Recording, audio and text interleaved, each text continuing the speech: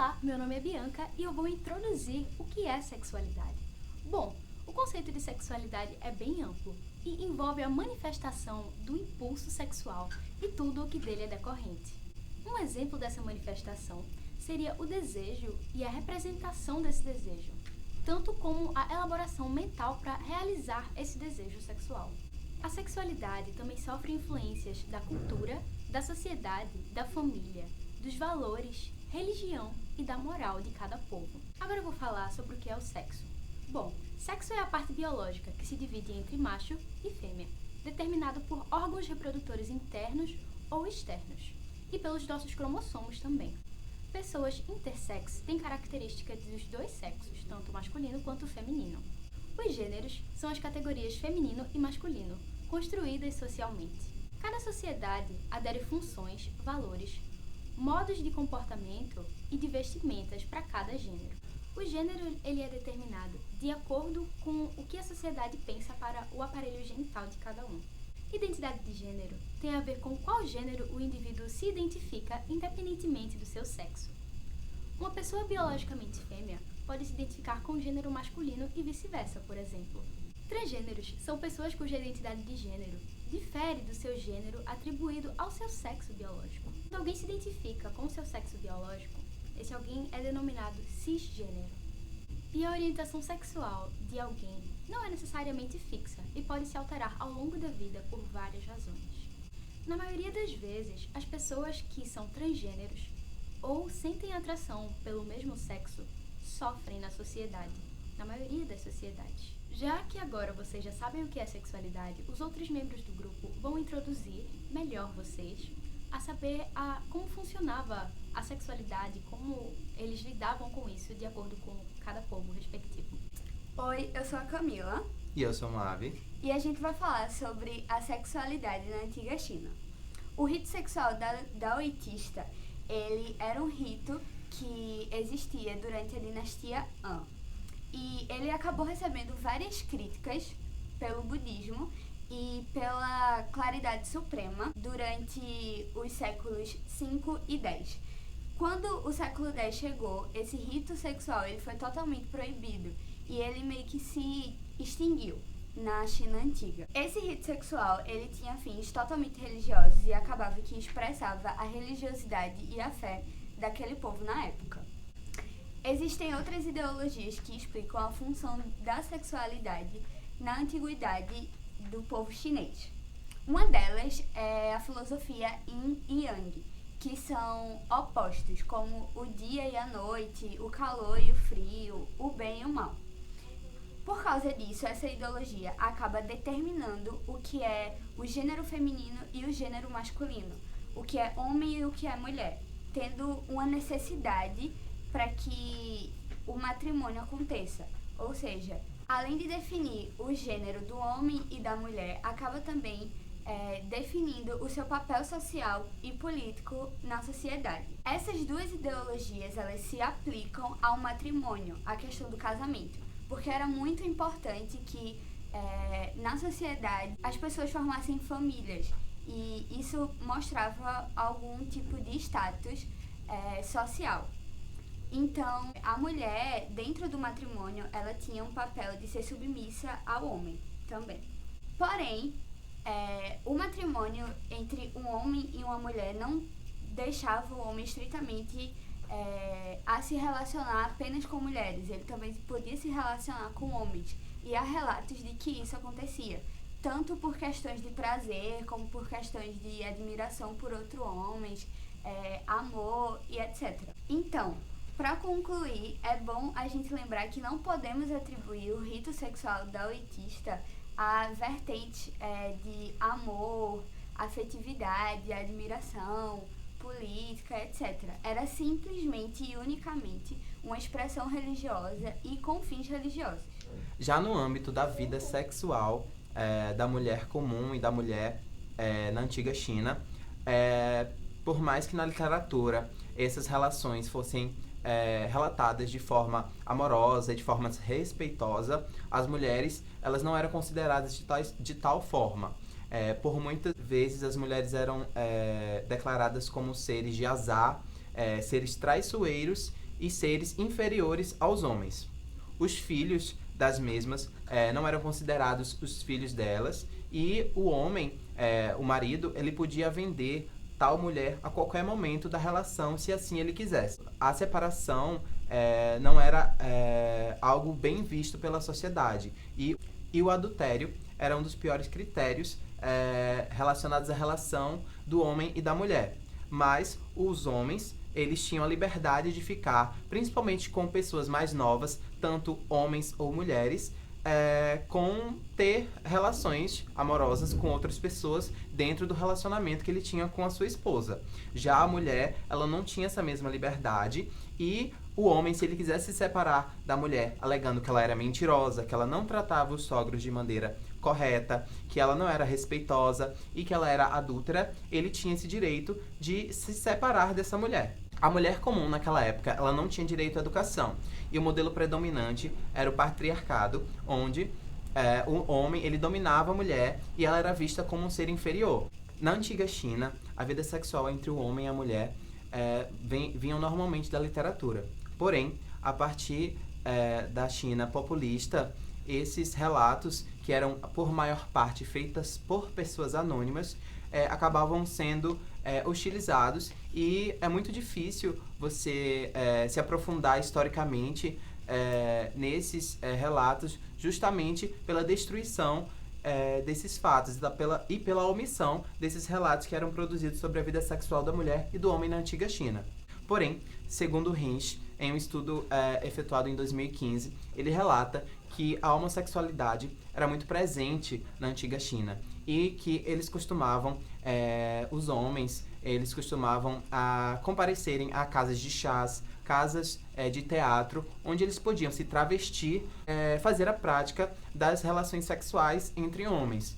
Já na dinastia Han, existiam relatos de que os imperadores eram abertamente homossexuais e bissexuais, e tinham preferência por meninos mais jovens para manter relações sexuais de forma homoafetiva. A homossexualidade nessa época, ela era tolerada, pois o homem, mesmo que ele tivesse um parceiro homem, ele ainda deveria se casar para a procriação. Então, por muitas vezes, os servos e as pessoas em volta, elas não aprovavam, mas elas toleravam essas práticas homossexuais que aconteciam tanto na corte quanto na sociedade da antiga China. E foi durante a dinastia Han, por pelo menos 200 anos antes de Cristo, que apareceu uma lenda muito famosa, no caso um conto muito famoso, de que um imperador, ele tinha um amante chamado Dong Xian. Esse seu amante, ele compartilhava dos luxos e das regalias que o imperador lhe proporcionava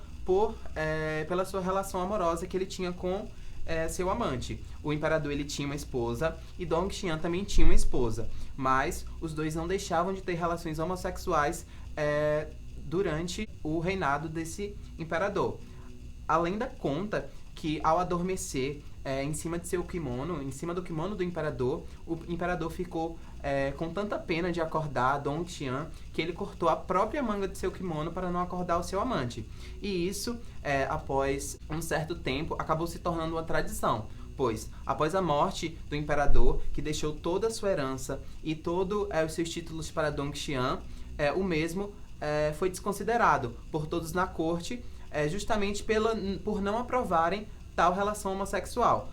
Após a morte por causas naturais do imperador, Dong Xian também acabou se matando, sua esposa morreu posteriormente, e em homenagem a esse acontecimento, os chineses, eles costumam, durante um ritual fúnebre, cortarem as mangas de seus kimonos ou as mangas de suas roupas, em homenagem a tal lenda que tem muita fama quando a gente fala sobre a homossexualidade na antiga China. Olá, meu nome é Giovana. Olá, meu nome é Bruna. E nós vamos apresentar sobre sexualidade no Antigo Egito. Os antigos egípcios viveram há milhares de anos, mas se observarmos seus costumes, pode-se concluir que eram bem mais modernos e bem mais liberais. Bom, para compreender qualquer aspecto da sociedade egípcia, é necessário entender a sua religião e os atos de sua divindade. Na antiga mitologia egípcia, sexo e sagrado estão intimamente ligados. Era possível constatar que o sexo era uma necessidade básica dos deuses, e os assuntos eróticos uma parte bastante integrante de suas existências. Obviamente que as histórias eróticas dos deuses e das deusas do Antigo Egito resultam dos hábitos e das concepções sobre sexo e erotismo que os antigos egípcios acreditavam e da carga positiva ou negativa que estes lhes atribuíam. Ou seja, estudar os antigos deuses é estudar os antigos egípcios. Uma das cerimônias mais importantes do Antigo Egito se relacionavam ao valor sagrado do sêmen. Ou seja, os egípcios acreditavam que o deus Atum tinha sido gerado do nada e teria dado origem a outros deuses através de sua ejaculação. Ou seja, ele se masturbava, ejaculava e daí surgiam os outros deuses para o ajudar na origem e na criação do universo. Faraó entendia isso como uma obrigação naquela época. Faraó tinha que contribuir com essa cerimônia e nisso isso consistia em ir até as margens do rio Nilo, ele se masturbava e tinha muito cuidado para que a ejaculação não batesse nas margens e sim dentro do rio. E em seguida as outras pessoas que estavam presentes naquela cerimônia faziam o mesmo. Assim, infelizmente, as evidências acerca do Egito Antigo são muito escassas e, quando encontradas, são difíceis interpretá-las. Mas isso não quer dizer de forma alguma que não existiu, apenas torna mais difícil o estudo. Ainda que fosse tolerada a homossexualidade masculina, não era moralmente aprovada e foi condenada legalmente em determinados períodos da história egípcia. Isso era mais visto como um ato de agressão. Eles acreditavam que a homossexualidade não se dá pelo desejo sexual, porque pensavam que era uma forma de obter um poder sobre o seu adversário. A mais conhecida referência à homossexualidade dos mitos egípcios está ligada ao episódio denominado de Grande Contenda, um conto dos dois de seus deuses que narra o estupro de Horus por Céfiro, sendo que em outras versões do mesmo conto revela uma relação consensual entre os dois. No Livro dos Mortos, há uma passagem que diz sobre as virtudes de não praticar um ato homossexual. No capítulo 125, na chamada Confissão Negativa, o morto nega diante do tribunal divino ter cometido a 21ª ação condenável que impediria o seu pós-vida. Ele diz: "Não forniquei com sodomita", traduzida também como "não pratiquei homossexualidade", ou ainda "eu não fui pederasta". Já na passagem 32 do Papiro Price, que está guardada na Biblioteca Nacional da França, diz: "Não copules com Efebo, principalmente se ele pensa o contrário e lhe agrada, e somente isso pode satisfazer a sua paixão. Não passes a noite fazendo com ele o que é contrário a fim de satisfazer os seus anseios". Esse ensinamento não seria uma crítica ou uma condenação à prática homossexual, mas uma advertência a um comportamento antissocial, assim como o adultério. No Louvre, o papiro E253051 fala que um rei chamado Neferkari, provavelmente o faraó Pepi II, que mantinha um relacionamento íntimo com um general chamado Seseate. O general recebia à noite a visita do faraó, que ia sozinho para sua casa. O faraó fazia um sinal para que uma escada descesse pelo muro para que ele pudesse entrar. O texto demonstra a desaprovação da sociedade egípcia em relação à homossexualidade, pois o rei, mesmo sendo uma autoridade máxima no Egito Antigo, inclusive considerado uma divindade, precisava fugir durante a noite do seu palácio para encontrar-se com seu amante, fato que já motivava comentários por parte de outras pessoas. Já a homossexualidade feminina é pouco mencionada em textos, mas geralmente vem com um tom de desaprovação. A fonte mais confiável está no Manual de Interpretação de Sonhos. Nele está escrito: "Quando sonhar com sua mulher fazendo sexo com outra mulher, é um mau presságio". Em geral, no Antigo Egito, a relação sexual entre dois homens nunca recebeu reconhecimento formal e institucional. A exigência sexual do casamento e da constituição de uma família vinha em primeiro lugar. No Egito, a homossexualidade era vista como inconveniente pela sua esterilidade. No caso da sodomia, o que se percebe nas fontes egípcias é a humilhação pela passividade e a dominação pelo coito anal imposta pelos inimigos. Na visão egípcia da vida, a interação entre homens e mulheres estabelecia a força regeneradora do universo, enquanto a homossexualidade era vista como a negação desse poder de dar vida, portanto, era considerado um desperdício de sêmen e insatisfatório por ser improdutivo. Outras 3 importantes características da sexualidade no Egito estão abordadas em casamento, sem casamento, casamento teste e divórcio. Sem casamento, no caso no Egito, eles eram casais tradicionais, só que eles não comemoravam, não tinham documentos matrimoniais, nem civil, e eles praticamente se mudavam para a casa um do outro, a mulher se mudava para a casa do marido e em algumas ocasiões o marido se mudava para a casa da mulher. Nada era 100% liberal. Apesar do sexo ser considerado uma coisa muito normal, era mais preferível que houvesse esse tipo de relacionamento no matrimônio.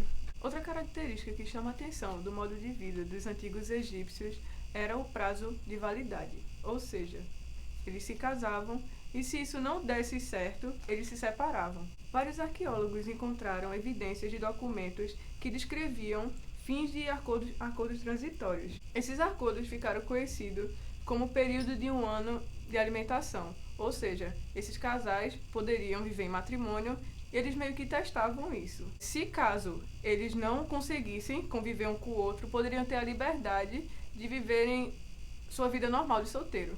Quando o casal egípcio já estivesse oficialmente em um matrimônio tradicional, também era possível um término alegando diversas causas. As principais causas de término e divórcio naquela época eram o adultério e a falta de filhos. Mas o divórcio não impediam que esses casais tomassem a vida de solteiro e se relacionassem novamente, ou seja, eles podiam se casar depois do divórcio com a mesma pessoa. E em caso de reproduzir, se uma mulher ela quisesse se casar com mais de 30 anos, era possível que ela não conseguisse se casar novamente. Ou seja, ela era velha demais para poder reproduzir um filho.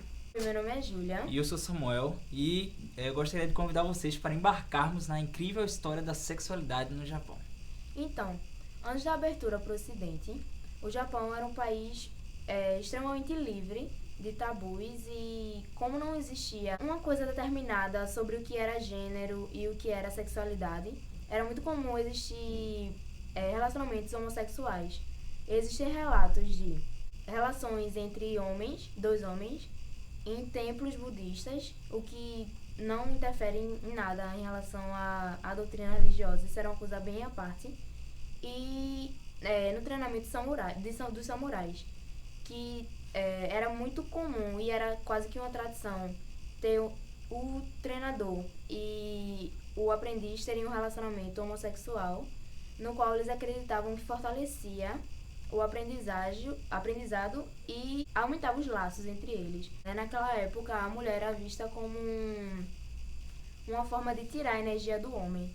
Portanto, era muito comum esse estímulo da homossexualidade, de estimular homens a terem relações uns com os outros para evitar esse enfraquecimento que a mulher fazia com eles. Com a abertura para o Ocidente, o Japão precisou se adequar a alguns costumes do resto do mundo que não se enquadrava na cultura da época. Por exemplo, a homossexualidade foi tornada crime e começaram uma série de leis anti-prostituição. Também eles proibiram a arte Shuga, que é uma arte que meio que representa as relações sexuais em pinturas. Existiam artistas no período que se chamavam Ukiyo-e, que diversos artistas eles apresentavam artes chamadas shungas, que eram representações sexuais em telas, que tinham diversas características, desde a cômica até a mais filosófica, que até enfatizava as expressões faciais dos praticantes, que diziam muito sobre sua vida pessoal, fora do sexo. Como, por exemplo, em uma de suas artes que mostra a tristeza na face do homem durante o sexo, que representa muito sobre sua vida pessoal do período. Como era um período com muita dificuldade, tanto para homem quanto para mulher. E as mulheres, elas sempre eram apresentadas como mulheres bonitas e com kimonos excelentes, que era para mostrar como uma parte meio que colorida do sexo. Tanto que determinados quadros, eles davam muita ênfase na cor para justamente justificar isso. Também tem um estilo de arte que tem uma representação cômica, que chega a ser como até uma charge para o período. Como, por exemplo, a de dois senhores idosos que estão em um quarto tomando chá e ouvindo o seu filho com sua esposa ao lado praticando sexo. Tanto que eles até discutem sobre isso.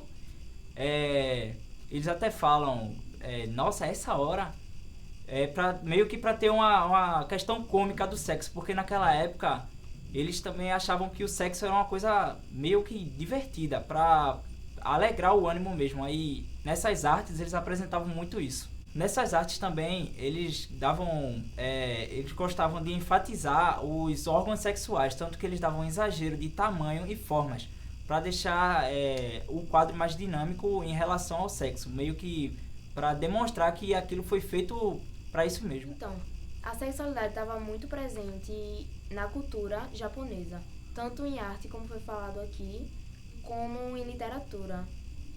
O romance, que é considerado o mais antigo do mundo, que foi publicado no ano de 1008, o nome é Genji Monogatari, que na tradução seria o romance de Genjin, que é um príncipe, filho do imperador, que não foi escolhido como sucessor do seu pai. E esse romance tem 54 capítulos, que conta toda a trajetória desse príncipe e da história dele, até os filhos dele após a sua morte. E uma coisa curiosa é que em um dos episódios ele viaja para se encontrar com uma mulher, e quando ele chega na casa dela, não encontra ela e acaba se relacionando com o irmão mais novo dela. E ele relata no livro que a relação com o homem foi tão prazerosa quanto seria com a mulher. E tem outro capítulo que ele tá viajando e se apaixona por uma menina de 10 anos e leva ela para o palácio dele para ser treinada como esposa, porque futuramente ele quer torná-la esposa, e ela é levada, não, ela é capturada por ele para esse treinamento. A história meio que inicia com um amor proibido dele pela madrasta, né? O que torna mais estranho, porque ela é muito parecida com a mãe dele, que morreu. Por isso o pai dele se casou com ela e ele se apaixona perdidamente por ela. E como ele não pode seguir em frente com essa paixão, ele meio que embarca numa aventura. E esse livro é basicamente as aventuras sexuais dele com diversas mulheres e homens, que era muito comum nessa época. Na antiguidade, o que acontecia muito era de alguns europeus, mais especificamente os portugueses, virem com os japoneses para os portos e sequestrarem as japonesas e levavam como escravas sexuais nos navios e em alguns prostíbulos nas colônias. Agora, na questão sexual dos bordéis, no período Edo, vou usar como exemplo a cidade de Kakegawa, no Japão, que existiam diversos bordéis e infelizmente até crianças e adolescentes eles acabavam fazendo parte disso para sustentar a família. Tanto meninos quanto meninas, eles se prostituíam pelo sustento da casa e às vezes acabavam até com fraturas, fazerem com pessoas adultas, sendo mais jovens, acabavam saindo com sequelas durante o sexo, e isso prejudicava muito sua vida pessoal. Existiam diversos bordéis em Kakegawa, mas tinha um que era o centro, que ele meio que era referência em toda a cidade. E nele tinham as prostitutas de maior valor e maior qualidade para os habitantes.